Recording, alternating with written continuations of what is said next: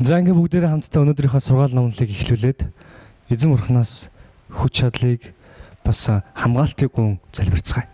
Бид Тэнгэрлэг хайртай эзэн минь яг одоо хуваалцах үгийг эзэн минь танд даатгаж байна. Эзэн та өөрийн ариун сүнсээр миний ам хэлийг өдөртөн яриач эзэн.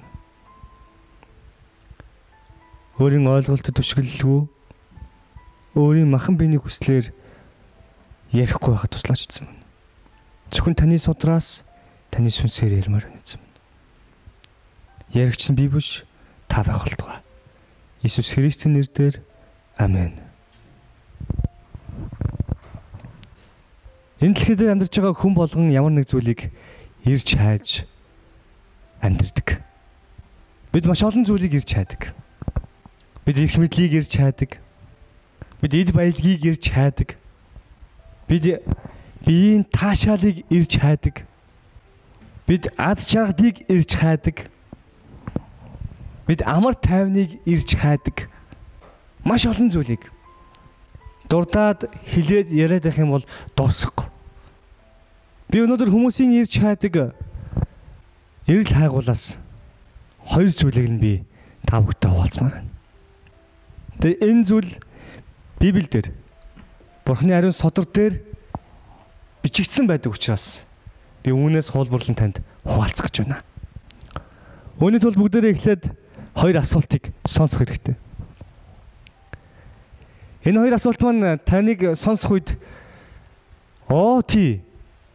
энэ асуултыг мэдх юм байна гэж хүн болгон бодох байх л да. Яг бол таны мэддэг асуулт. Магадгүй зарим нэг хүмүүсийнх нь ирж хайж явж байгаа эрийг хайгуулж байж болох юм. Эхний асуулт бол хүний амьдралын утга учир гэр нь юу юм бэ?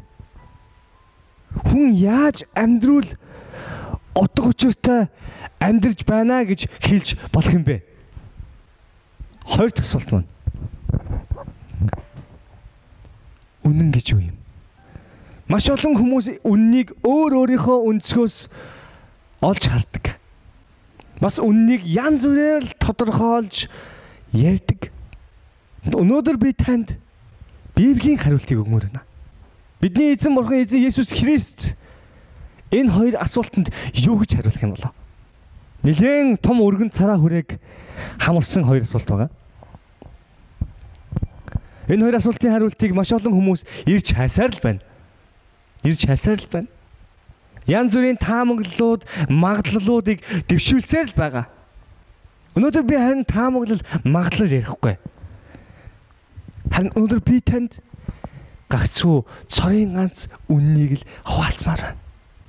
Эзэн бурхан биднийг өдөрт болтугай. Энэ цаг мөчийг хамгаалах болтугай. Амен. Ингээ ихний асуулт маань хүний амьдралын утга учир гэж юу юм бэ? Хүн яаж амьдрал утга учиртай амьдарч байна гэж хэлж болох юм бэ? Библийг нэх юм бол Эхлэл номны 2 дугаар бүлгийн 1 дугаар шүлгээр Бурхан ийхүү хэлжээ. 2-ын 7 дугаар шүлгээр юм байна. Эзэн бурхан тоос шорооноос хүнийг бүтээж амин амьсгалыг хамраар нь үлээж оруулахад хүн амьд оршигч болжээ гэж хэлсэн. Тэгэхээр Библиэлд хүнийг бурхан бүтээсэн гэдгийг хүлээн зөвшөөрдөг. Тунхагладаг. Тэгээ бурхан хүнийг өнөөдөр тоос шорооноос бүтээсэн гэж Библи хэлж байна. Үүнээс үзэх юм бол бурхан хүнд амьдралыг амьсгалыг өгсөн юм байна. Тэгвэл биднийг бүтээсэн бүтээгч маань энэ асуултын хариултыг хамгийн үнэн зөвөр өгч чадахгүй гэж юу? Хэлж чадахгүй гэж юу? Та юу гэж бодож байна? Би бол биднийг бүтээсэн бурхан л бүтээгч маань л энэ асуултын жинхэнэ үнэн хариултыг өгч чаднаа гэж ямар ч эргэлзээгүйгээр танд хэлмээр байна. Амен. Учир нь Библи бол үнэн. Бид үүнд итгэдэг. Библиэлд бурхан хүнийг бүтээсэн л гэж хэлсэн байна. Тэгвэл бурхан хүнийг ямар зорилготой бүтээсэн юм болоо? Бурхан хүнийг яаж амьдрахаар бүтээсэн юм болоо? Энэ талаар бид нар судлах хэрэгтэй болж байна гэсэн үг. Цаашаа унших юм бол ингэж хэлсэн байна. Эзэн бурхан дорн зүгт Эденд цэцэрлэг байгуулад тэнд өөрийн бүтээсэн хүнийг авчирч тавьжээ.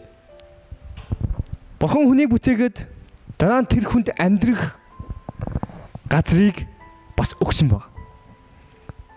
Тэгээд тэр газарт хүнийг аваачиж байрлуулсан буюу тавьсан гэж энд хэлж байна. Цаашаа бүгдээр үргэлжлүүлэн хамтдаа уншийе.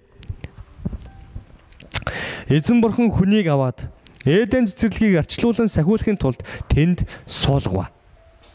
Тэгээд эзэн бурхан тэр хүнд тушаан ийхүү өгүүлв. Чи энэ цэцэрлэгийн альч модны жимсийг дураараа идэж болно. Харин чи сайн мууг мэдүүлэгч модны жимснээс огт идэж болохгүй. Чи түүнээс идсэн тэр өдөртөө зайлшгүй үхэн химэн айлдва. Эзэн бурхан хүн ганцаараа байх нь сайн биш учир би түүнд тохирох туслагчийг бүтээх химэн айлджээ. Эзэн бурхан шороогоор хэр талын янз бүрийн зэрлэг араатан огторгын янз бүрийн жигүүртэн шуудыг бүтээж Адам тэдгэрийг хэрхэн яаж нэрлэхийг үзэхээр тэднийг түүнд авчирч өгчээ. Тэгээд Адамын амьтан бүрд өгсөн нэр нь тэдний нэр болжээ. Тэгээд Адам бүх мал адгуус тэнгэр огторгын жигүүртэн шууд хэр талын бүх зэрлэг араатанд нэр өгчээ.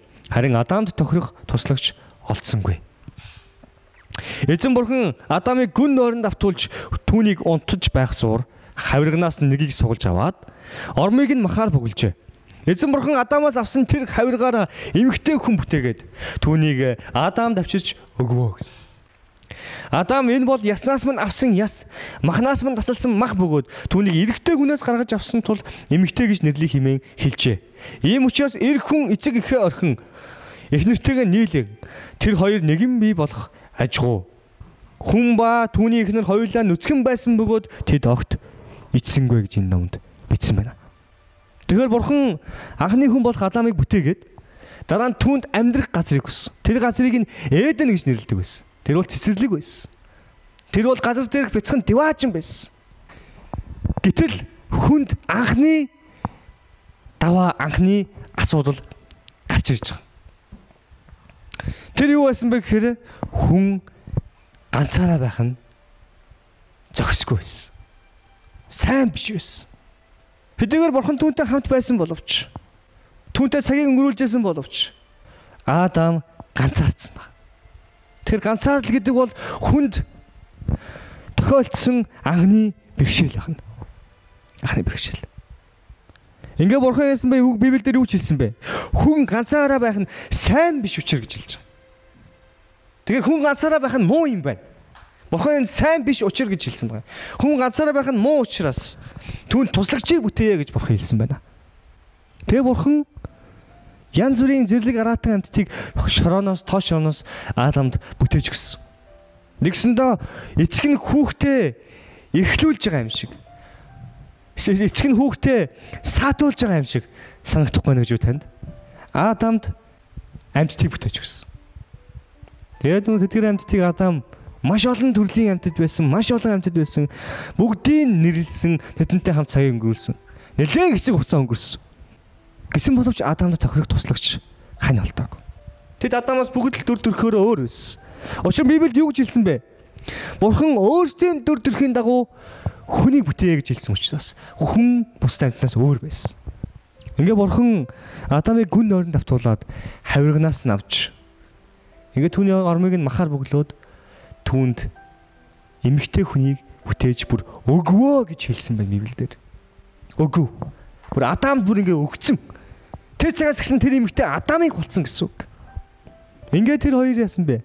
Анхны хацаар бие биендээ дурлаж хайртай болсон. Энэ цаг мөчөөс эхлэн Адамын амьдрал улам илүү өсөн дэвжиж өнөр өтгөн болж хөгжсөн байна. Тэгээ Адам их нэртэйгээ нэгэн бий болсон гэж Библиэд хэлсэн байна. Нэгсэндээ бүрэн болсон гэсэн үг. Бүрэн дүүрэн болсон. Цаашаа үргэлжлүүлэх юм бол бурхан Матай номон дээр Матай номны 22 дугаар бүлэг дээр хүний амьдралын утга учирын тухай өгүүлсэн байна. Энэ дээр хэлэхдээ бурхан юу гэж хэлсэн бэ? Матай номын 22-ийн 37-оос эхэлж байна. Тэр түүнд чи бүх зүрх, бүх сэтгэл, бүх оюун ухаанаараа өөрийн бурхан эзнээ хайрлаа. Энэ бол агуун бөгөөд хамгийн чухал тушаал муу юм. Удаахан чи хөршөө өөрийн адил хайрл гэсэнтэй адил юм. Энэ хоёр тушаал дээр бүх хууль болоод иш үзүүлэгчид тулгуурладаг юм гэлээ гэж хэлсэн. Бидний эзэн Есүс Христ энд 10 хуулийг буюу 10 хуулийн цаад мөн чанарыг өөрийн шанартаа тайлбарлаж байна.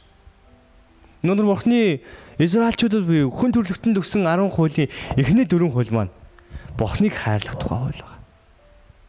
Бурхантай харилцах, Бурхантай дотносох, Бурхантай нөхөрлөх, Бурхантай хамт байх, Бурхныг таньж мэдэх, тэгснэ Бурхныг хайрлуулахтай холбоотой хууль байна. Өнөөдөр дараачийн 6 хууль нь бусдыг буюу өөртөө адил хүнийг хайрлах хуулиуд байдаг. Эцэгхээ хүндэл, чи хүн буувал, чи бүү завхаар, бүү хулгаал гэдэг. Энэ бүгд бусдыг хүн хүнээ хайрлах хууль байна. Энэ хуулийн мөн чанарыг Бурхан хуваалцсан. Энэ дэлгэхдээ чи Бурхнаа хайрл, чи бусдыг хайрл гэж Бурхан айлтжээ. Өнөөдрийн нөхцөл байдлыг харахад хүн төлөвтөн өөрсдийн явах ёстой тэр зам мөрөө тэр голдөрлөө алдсан байна. Анхны хүмүүс өнөөдөр эзний тушаалыг зөрчиж гим нүгэл хийснээс олж, гим нүгэлд унснаас олж хүн төрлөختөн завхарсан. Үүнээс олж хүмүүс Бурхнаасаа холдсон, мөн тэр нь өөр бурхтыг шүтдэг болсон, өөр бурхтыг хайрладаг болсон. Мөн тэр нь хүнээс илүү эд баялаг, их мэдлийг хайрладаг болжээ. Өнөөдөр Есүс Христийг энэ дэлхий дээр хүн болоод ирэх үед дэлхийн ертөнц яг л өнөөдрийнхтэй бараг л адилхан байсан. Бас ялгаагүй. Тэр газар тэр үед дэлхийн ертөнц гим нүглээр дүүрэн байсан. Бурхан өөрийн биеэрээ эдэлж амлсан. Тийм учраас Бурхан дахин энэ хуулийг сануулсан байна. Чи бүх зүрх, бүх сэтгэл, бүх оюухан, бүх хүч чадлаараа өөрийн Бурхан эзнээ хайрл, чи хөршөө өөрийн адил хайрл гэж дахин сануулan захиж хэлжээ. Учир нь энэ хууль өөрөө хүн яаж амьдрах тухай бас заасан байгаамаа. Нэгсэнтэй хүний амьдралын утга учир гэдэг бол Бурханаа хайрлаж, бас хөршөө бусдыг хайрлаж амьдрах нь хүний амьдралын утга учир юм байна гэж бид шууд ойлгож болно гэсэн. Өнөөдөр хайр бол агуу гэдэгтээ хэн ч маргалдахгүй гэж би бодож байна. Учир нь Библиэлд өнөөдөр хэлэхдээ 1-р Коринтын 13 дахь бүлэг дээр 13:13 дээр эдүгээ итгэл найдвар хайр гурав үлддэг боловч хамгийн агуу нь хайр мөн гэж хэлсэн. Энэ хайр бидний амьдралыг бүрэн дүүрэн болгож өгдөг. Энэ хайр бидний хүслийг хангадаг. Энэ хайр биднийг хүн гэдэг юм нь ойлгуулж өгдөг. Энэ хайр бидний амьдралыг утга учиртай, амттай болгож өгч байна. Гэтэ та нэг зүйлийг санах хэрэгтэй. Эхлээд Бурханаа хайрл гэж хэлсэн, дараа нь бусдыг хайрл гэж хэлсэн шүү хүмүүс. Бид эхлээд тэр хайрлах ёстой. Эсвэл тэр хайрлуулах ёстой тэр жинхэнэ Бурханаа олж явах ёстой. Өнөөдөр би танд хэлж байна. Тэр Бурхан бол яг одоо таны хажууд байгаа. Мөн тэр одоогоос 2000 гаруй жилийн өмнө загалмаа дээр таны төлөө амиа өгсөн Есүс Христ юм аа. Амен.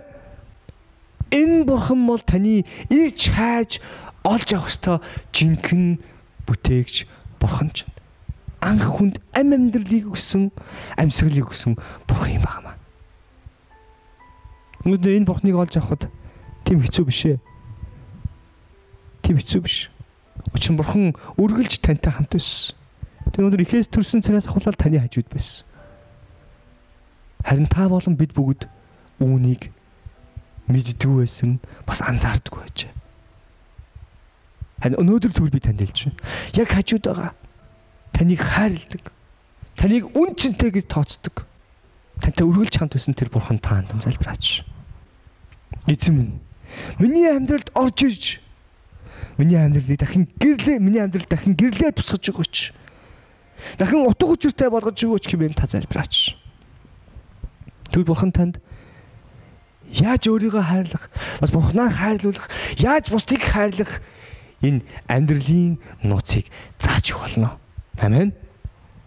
Тэгвэл хүний амьдралын утга учир юм бол Бурхнаа хайрлаж бусдыг хайрлах юм байна. Тэгвэл хоёр дахь асуулт нь юу юм бэ? Үнэн гэж хэлж байгаа. Энэ нь маш амарх. Маш амарх. Хүмүүс үннийг тэгэхээр хоёр дахь асуулт нь үлдэж байна. Үнэн гэж юу юм бэ?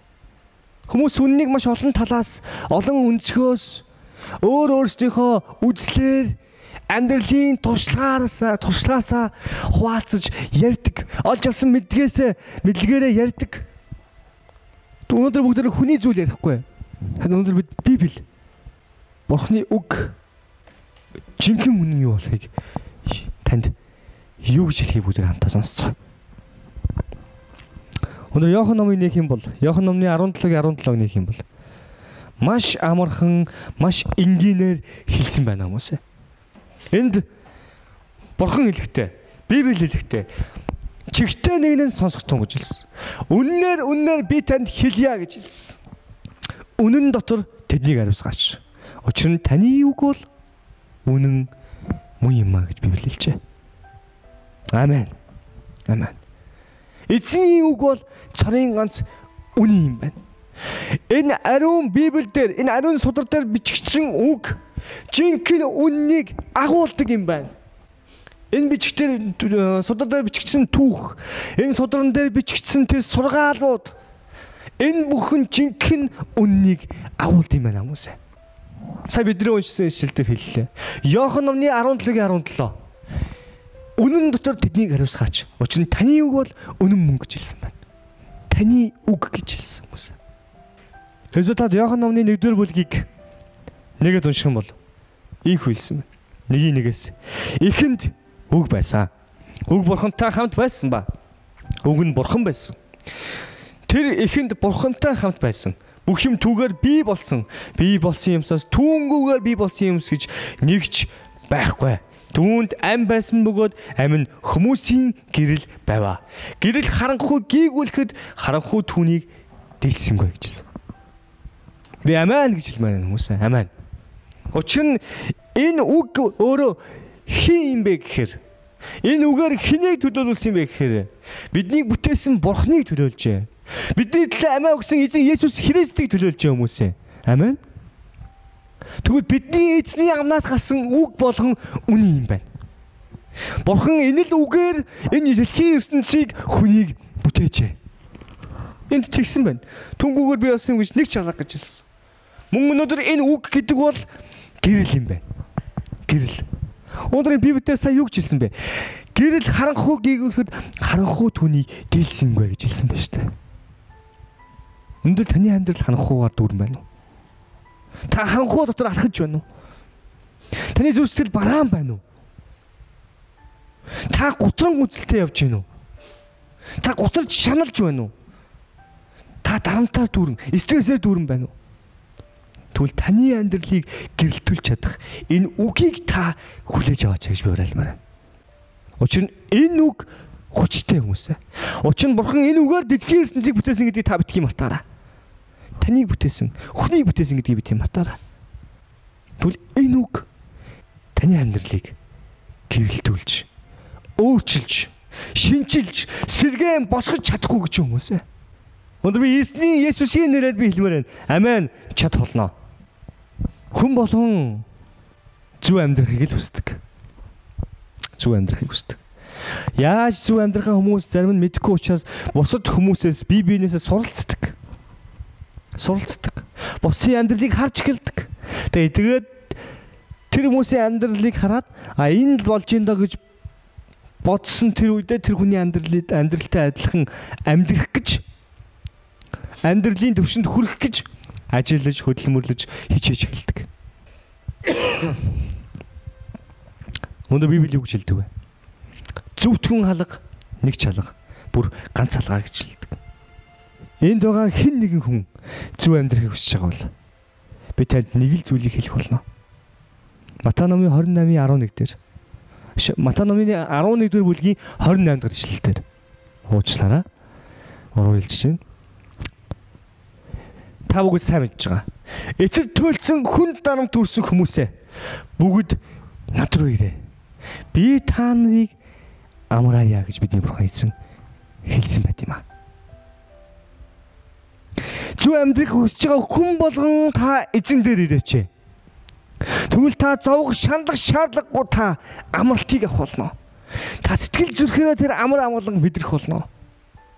Та тэр ирж хааж байгаа асуултын хариултыг олж авах болно. Учир нь зөв амьдрал дотор бүх үнэн байд юм аа хүмүүсээ. Зөвхт амьдрал дотор бүх үнэн багтдаг юм аа хүмүүсээ.